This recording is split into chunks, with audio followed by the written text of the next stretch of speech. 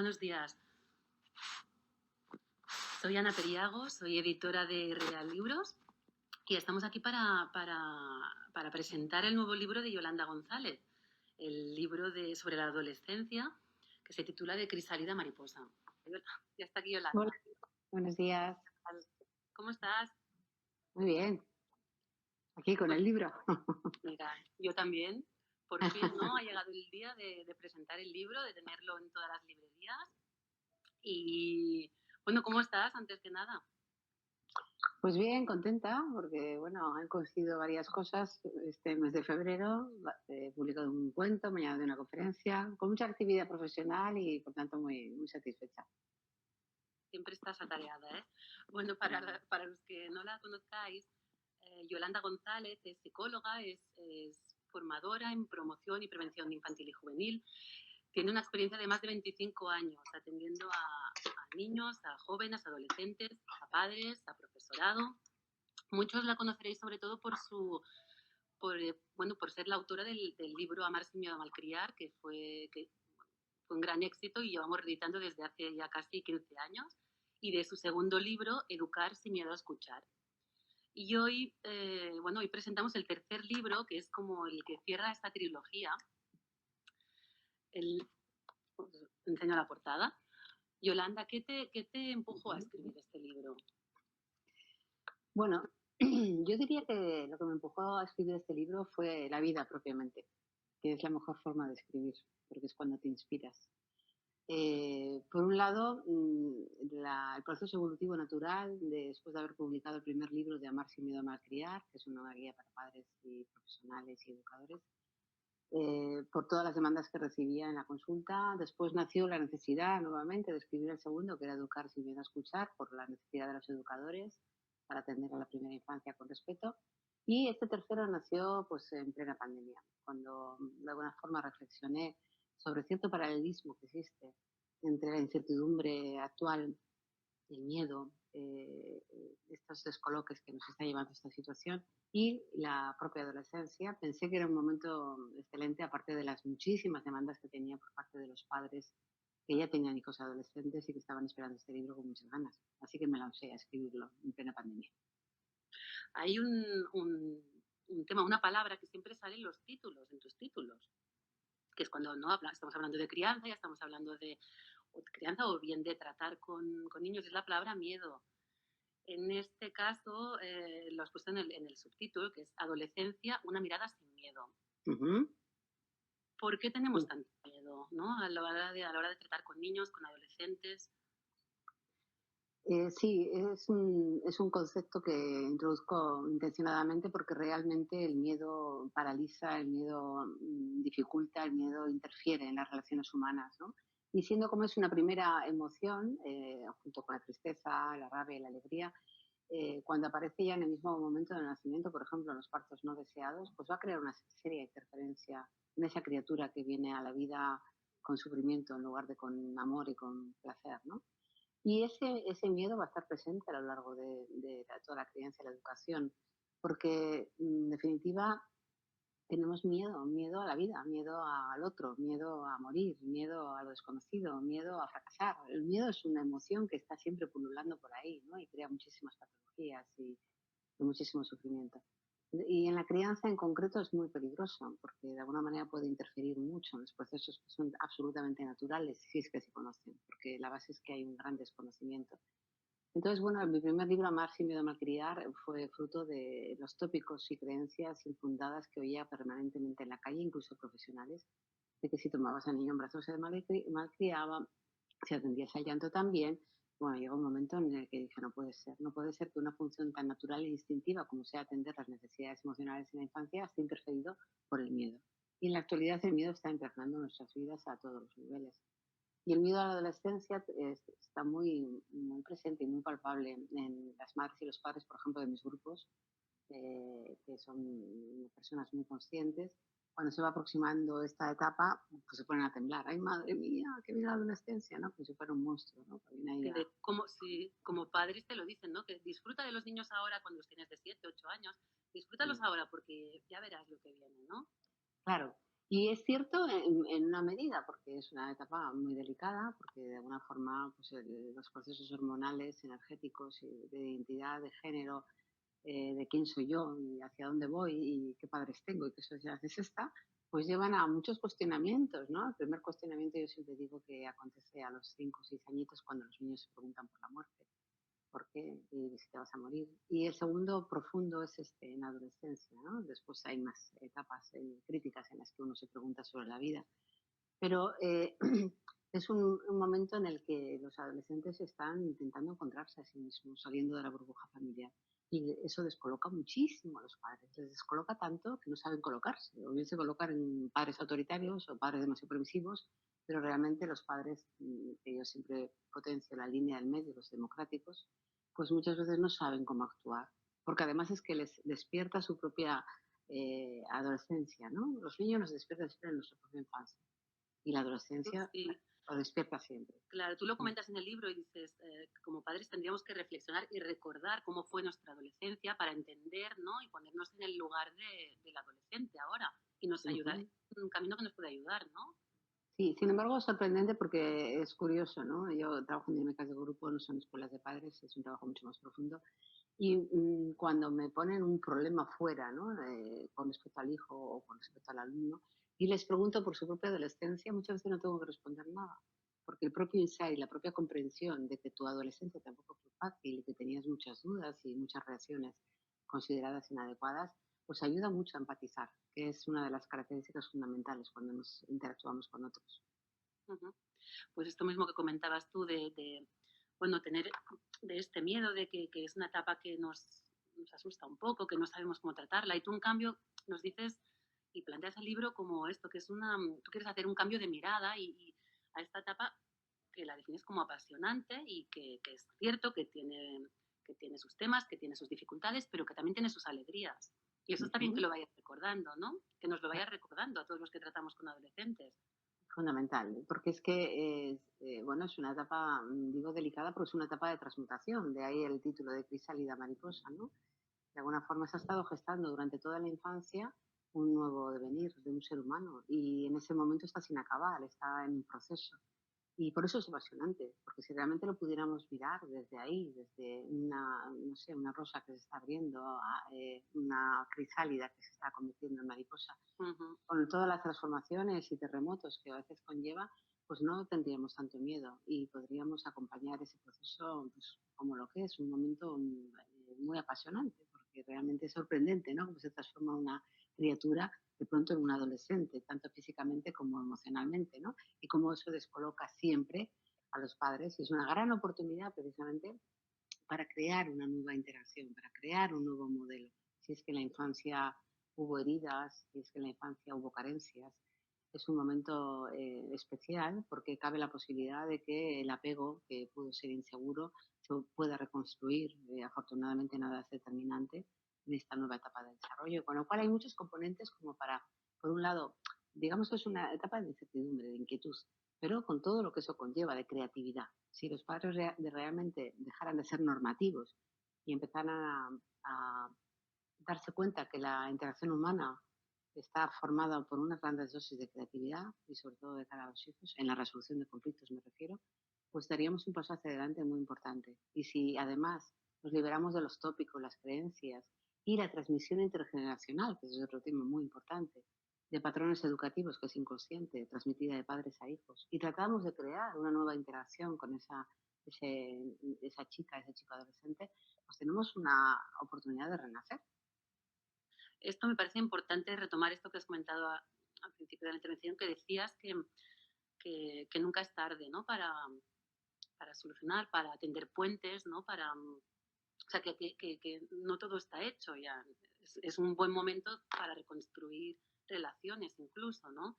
Y esto también Sí, lo cuentas en el libro y creo que es muy importante. Que pensemos que no sí, está todo ya hecho porque ya pasaba la infancia, no, no, es un buen momento para sí. trabajar. En ese sentido, bueno, desde la psicología profunda, que es desde donde yo me sitúo, y la teoría del apego, sabemos que los 7 primeros años de vida son las raíces y el árbol del futuro adulto y por tanto son la base, son los cimientos, es la solidez o insolidez de ese tipo de apego y de esa personalidad y carácter interno, ¿no? Pero sí que es cierto que no, afortunadamente no está finalizado. Finaliza la estructuración del carácter, ¿vale? Finaliza una etapa fundamental, unos cimientos fundamentales. Pero hasta mientras haya vida tenemos oportunidad de cambiar. Incluso los adultos, cuando ya somos adultos, tenemos la posibilidad de realizar trabajos terapéuticos profundos que nos ayuden a restaurar, a sanar heridas del pasado. Realmente hasta la muerte, hasta el mismo momento de la muerte, incluso creo que en la propia muerte se pueden seguir sanando heridas. Bueno, en este sentido, en el libro, no solo es un libro divulgativo y muy explicativo sobre esta etapa y, ¿no?, sobre los temas más teóricos, sino que también das herramientas prácticas para que los padres y los que nos tenemos que relacionar con adolescentes tengamos modelos, ejemplos, explicas algunos casos concretos y casos prácticos, esto que nos dan herramientas para tratar según qué dificultades o según qué temas, ¿no? Para ti Ujú. era muy claro esto, que querías que fuera un libro que también tuviera su vertiente práctica. Es que yo no concibo escribir un libro sin basarse en la experiencia directa. Yo sé que hay muchos clínicos y muchos profesionales que escriben sobre teoría. Los profesores de universidad citan muchas investigaciones que yo también las tengo que tener presente. Pero realmente a mí lo que me ha dado la riqueza y la mirada profunda de la interacción humana, aparte de las formaciones que tengo, ha sido la interacción directa con las familias, la formación directa con los educadores, con los profesores de bachiller, de la ESO. Es decir, con un contexto vivo que me va transmitiendo, me va poniendo retos para comprender en profundidad la interacción humana. Esa es la riqueza que tiene. No concibo escribir un libro sin ejemplos, sin la experiencia de los grupos de padres y madres, sin la experiencia en formación con educadores. Me parece que ahí está la riqueza, en la experiencia. Claro, y aquí como lectora sí que puedo decir que, claro, ayuda muchísimo. De hecho, tener todos estos casos, que nos lo cuentes así directamente, ayuda muchísimo bueno, a seguir bueno, realmente captar tus mensajes, ¿no? Bueno, en el libro tocas muchos temas, pero sobre todo hay 4 temas principales que tú has detectado a lo largo de todos estos años de experiencia relacionados con la adolescencia, ¿verdad? Que son las drogas, por un lado, el tema de la sexualidad. Bueno, no sé si los quieres repasar tú un poco. En principio, antes de entrar en el tema propiamente de la adolescencia, me gustaría que se supiera que para escribir el libro me planteé que no podía dar un salto cualitativo tan trascendental y temporal entre los 0 y 7 años, que son los dos libros anteriores, y la etapa de 12 a 18, que es la adolescencia Ujú, propiamente. Y hay una etapa intermedia que es fundamental, que es la etapa de 7 a 12 años. ¿Y por qué es ujú. fundamental? Porque hay un concepto que es esencial tener siempre muy presente cuando se está interactuando con la infancia, tanto como profesionales como padres y madres. Y es el concepto de continuum. Las personas piensan que los niños, no sé de dónde vienen, de París ya sabemos que no, ¿verdad? Pero que vienen así como del aire y que desembocan en la adolescencia y mira cómo me ha salido. O un niño que es travieso, o un niño que tiene rabietas, mira cómo me ha salido, como si fuera algo genético, ¿no? Cuando ahora sabemos que el 90%, 95% es absolutamente interaccional. Ujú, Es el contexto. Genéticamente se creía antes, hace 20 años, pero no en la actualidad. Bueno, entonces, eh, tenemos que tener una visión de continuum, este hilo conductor, ¿no? Que es ya. lo que explica. Sobre todo yo cuando viene a las personas a la consulta empiezo a preguntar, a ver, cuéntame desde el momento del embarazo, porque necesito saber cómo fue conceptualizada la maternidad, cómo fue vivido el parto, cómo fueron vividos los primeros años, qué prejuicios, qué tópicos, qué creencias tenía en ese momento, qué situación personal. ¿Para qué? Para hacerme una constelación familiar completa y no atacar Ujú. como otras psicologías llevan en práctica un problemita concreto, un síntoma concreto. Yo tengo una visión holística muchísimo más amplia, ¿no? Entonces me parece fundamental tener en cuenta que la adolescencia, digamos, es la consecuencia de fases anteriores previas muy importantes. La primera es la más crítica de 0,7 y la segunda, que es de 7 a 12, que pasa desapercibida y no por ello es menos importante, ¿no? Pues también De dedico hecho, tiempo. dedicas un capítulo, sí, un capítulo del libro lo dedicas a esta etapa de 7 a 12 años, Eso, sí. que Y puede bueno, sorprender, si no, claro, si no conoces tu discurso, puede sorprender, porque dices 7 años, pero si al principio, ¿no? Más o menos pensamos alrededor de los 12, claro, pero para claro. ti es muy importante. Claro, porque va a permitir comprender ese hilo conductor, ¿no? Ese continuum de Ujú, desarrollo en todas las fases de la vida de una persona, ¿no? Y comprender por qué vivió así de 7 a 12 y por qué vivió de la otra manera de 0 a 7. Y ver dónde hubo un crack, dónde hubo, si lo hubiera, un quiebro en ese proceso evolutivo que pueda explicar por qué en la adolescencia aparece esta situación llamada problemática. Si no tenemos esa visión de conjunto hacia atrás, es imposible, absolutamente imposible que comprendamos al adolescente o a la adolescente que tenemos dentro. Ujú. Claro. Y ahora, bueno, y ahora sí que podemos entrar en los temas los grandes temas del libro, ¿no? Que Sí, son sí, los que nos sí, preocupan más. sí. Bueno, la realidad es que en los grupos que llevo de madres y padres los temas son de lo más variados, no os podéis imaginar, y lo ricos que son. Es que pues son tan variados que tendría que haber escrito 800 páginas y como sé que eso no es viable a nivel de editorial, pues elegí digamos, los bloques que son los más preocupantes aparentemente, aunque yo creo que hay mucha más temas interesantes que están siempre basados en la integración. Es decir, de cómo los padres viven la relación, de su propia historia personal, de cómo la proyectan, porque ahí está la clave siempre de la resolución de todos los conflictos. Cómo lo vivo yo, cómo lo interpreto yo, qué actitud tengo yo. ¿Vale? Porque un adolescente puede ser vivido por un padre de una manera y por otra madre de otra. Y ese mismo problema, pero sin embargo es la persona la que va a interpretar en función de su propia historia. Entonces, bueno, los temas de las drogas pasa exactamente igual, ¿no? Desarrollo bastante el tema de las drogas porque es un tema de bastante importancia y de preocupación, quiero decir. No tanto porque tenga demasiada relevancia social, que la tiene, pero no tanto como otras, como el sufrimiento, por ejemplo, que a mí me parece mucho más importante, ¿no? Sino porque pues está muy en los medios de comunicación, a veces es verdad que hay problemas de drogas y tal, y bueno, aborda un poco, incluso estadísticamente, el tema de las drogas, pero me gustaría resaltar que para mí las drogas, existen las legales y las ilegales, y hay una droga que no se considera tal y es la adicción a las pantallas, a la televisión, etcétera, ¿no? Y que nos aliena profundamente y no nos permite pensar ni ser, ¿no? Entonces, contra eso nadie se asusta demasiado, ¿no? Se asustan con los porros, con el alcohol, con ese tipo Sí, de sí. drogas, ¿no? Y esa droga que además la hemos traído nosotros, los adultos, y los hijos al final, pues lo único que han hecho es subirse al carro, ¿no? Y tan difícil además de desengancharse, ¿no? Y que también Porque nos afecta también a los adultos. totalmente, totalmente. Porque claro, fumarse un porro es preocupante, claro que sí, sobre todo si se genera una adicción, no por probarlo, porque probar yo creo que es incluso hasta saludable, probar, no engancharse, ¿no? Porque están en una etapa de exploración. Pero el tema está en cuando se produce la adicción, sea a las drogas, sea al alcohol, o sea a las pantallas, sea la adicción que existe en la actualidad, potenciada encima por esta pandemia que nos lleva a estar conectados permanentemente y encima, desgraciadamente, a tan temprana edad que les hemos protegido durante tantos años para que no estén pillados por las pantallas y ahora ahí está, pues eso, de la educación, ¿no? Eso es Claro, terrible, porque después, ¿cómo van a entender que en casa no y en la escuela sí? O sea, hay una serie de claro. dificultades ahora añadidas muy graves, que no son enocuas. Eso es No, un claro, poco el tema. Sí, dime, Ana. no, que justamente todo esto con el tema de la pandemia, de los confinamientos, aún se ha amplificado Agudizado. más, ¿no? Sí, sí, sí, sí. Sí, es un tema de gravísima preocupación y a mí no me extraña porque en un momento de plena formación a nivel neurológico del cerebro, tanto en los niños como en la adolescencia, estar expuestos constantemente a esas altas frecuencias, por un lado a nivel electromagnético y por otro lado a nivel visual, con una pantalla plana y sin interacción, con todas las consecuencias de falta de interacción social, etcétera, y un largo etcétera, pues no deja de ser muy preocupante y Ujú. de difícil solución, la verdad, en esos momentos. Sí, Claro, otros temas que también tocas, pues que son temas que nos preocupan a todos, como el acoso, como, ¿no? sí, El bullying, pues el bullying, la agresividad incluso en los adolescentes, y también el gran tema de la sexualidad, ¿no? sí, Y eso lo que es. me gusta es esto, es tu acercamiento, o sea, que también lo vives, no tiene que ser un problema, ¿no? O en qué momento pasa a ser un problema. De momento Ujú, es un tema del que ujú. nos tenemos que ocupar, ¿no? Eso es, eso es. Porque muchas veces los padres y los educadores y los profesionales en general ven problemas donde no lo hay.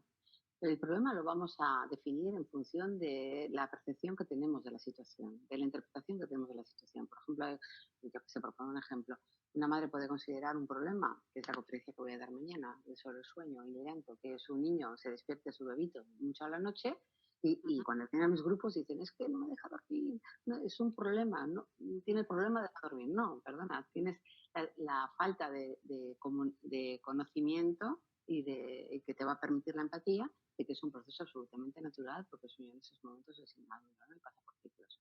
Entonces, cuando le das información, hay un relax, ¿no? Hay como, bueno, una aceptación. Pero cuando uno cree que está habiendo un problema, realmente lo que hay es una reacción. Y la reacción nunca suele ser buena, porque se buscan soluciones que no son las adecuadas, ¿no? Con el tema de la sexualidad podemos hablar muchísimo tiempo, pero tampoco tenemos demasiado. El tema de la sexualidad es un tema tabú. Todavía en la actualidad, yo llevo dando muchos años conferencias sobre sexualidad en la infancia, en los centros escolares, cuando trabajaba en el Ayuntamiento de San Sebastián, que era formadora en el Departamento de Bienestar e Infancia, era uno de los temas que exponía con mucha frecuencia, tanto en los talleres como en las conferencias, por considerar que es que la sociedad es hipócrita. Por un lado, hay un exceso de información y ese exceso de información implica una deformación profunda, muy profunda, del derecho a una sexualidad saludable, ¿no? Y hay muchísima hipocresía porque a los niños se les protege de algo que es absolutamente natural y que por desconocimiento, hasta el siglo XX, no se sabía que existía la sexualidad infantil, se sigue reprimiendo. Y antes del siglo XX se castigaba, se humillaba, se consideraba una perversión y ahora se sabe que no, pero los padres no saben qué hacer con ello. Entonces no saben qué hacer con ello durante la infancia y cuando llega la adolescencia menos, porque entonces aparece el miedo a los embarazos, a las enfermedades de transmisión sexual y todo esto, ¿no? Y no hay un clima de confianza en casa habitualmente como para tratarlo. Sí, ¿no? Y después también hay como nos, bueno, el tema de la pornografía tan, ¿no? A edades esta exposición tan temprana y tan, bueno, que no, esto tampoco no es normal. Sí, es terrible. Yo de verdad estoy realmente preocupada porque ahora con el tema de las pantallas, el acceso a la pornografía, cito muchos estudios, comienza a los 8 años, entre los 8 y 10 años. Y muchos padres en los grupos, y no me lo estoy inventando, me dicen, es que he pillado a mi hijo en una página, quería preguntar por una palabra, yo qué sé, culo, y le ha venido un Ujú. montón de información pornográfica, ¿no? Entonces, realmente están muy expuestos, enormemente expuestos a estos temas, y además es una auténtica deformación y perversión de lo que es la sexualidad y dan una imagen muy violenta y muy degradante de cara a la mujer en concreto, ¿no? Entonces, la mayoría de los niños y las niñas acceden a la información a través de la pornografía, desgraciadamente, hay estudios que lo demuestran, y las chicas se ven muchas veces impedidas a hacer comportamientos sexuales que aborrecen, pero que consideran que es normal porque les falta la información, ¿no? O sea, una información fisiológica, pero eso no sirve para nada. Hay que reivindicar el derecho al placer y al placer saludable, porque realmente es una de las maravillas de la vida, ¿no? Es en este campo y en otros. Pues la sexualidad es un tema muy preocupante y bueno, yo lo desarrollo bastante en el libro, con casos concretos también. Y después está el tema de la agresividad. Por supuesto que la agresividad es otro tema que preocupa muchísimo a los padres porque en este periodo hay como muchos ataques impulsivos, digamos, ¿no? Muchas reacciones impulsivas de los adolescentes que pues, los hay que han sido muy buenecitos en la infancia, que no han dado problemas, entre comillas, y que llegan a la adolescencia y se vuelven díscolos, malas contestaciones, malas respuestas, o se vuelven muy introvertidos y se meten en la habitación y se cierran, o tantas otras conductas que desorientan muchísimo a los padres.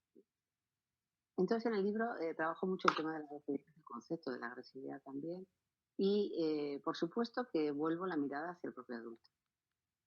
Y el adulto a veces reacciona a su acción con muchísima más agresividad. Y explico varios ejemplos, ¿no? Donde se ve que se crea una escalada de violencia propio de la propia respuesta del adulto, que no puede parar, que no puede empatizar y que lo que hace es reaccionar inmediatamente. Es aquí donde más se ve cómo se activa el adolescente que llevamos dentro. Ya. Es como que el otro adolescente te pone al límite, como te ponían tus padres cuando eras joven y no podías responderles, y entonces, como tienes poder, arremetes, ¿no? Queriendo hacer uso de una autoridad que no es bien recibida en esa edad de esa manera, ¿eh? Entonces, bueno, trabajo mucho el tema de los acuerdos, el de la escucha, el de la empatía, en el tema de la agresividad, y también desarrollo muchos ejemplos.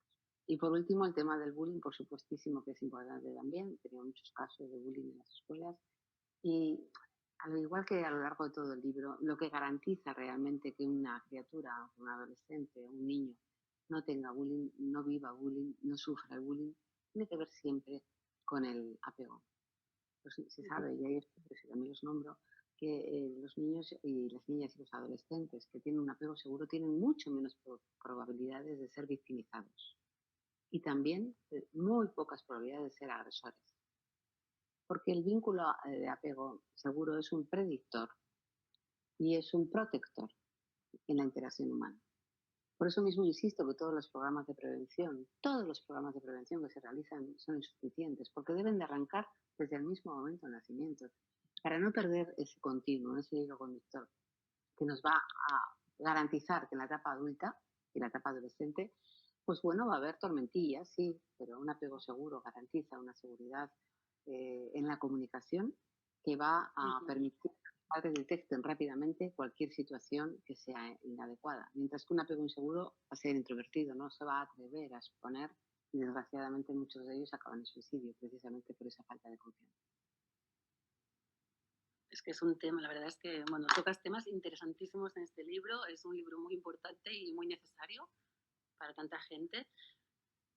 Mira, nos han estado, estos días que hemos anunciado la presentación y hemos anunciado la salida del libro, nos han venido preguntando temas y uno de ellos es, ¿para quién has escrito el libro? ¿En quién piensas sobre todo?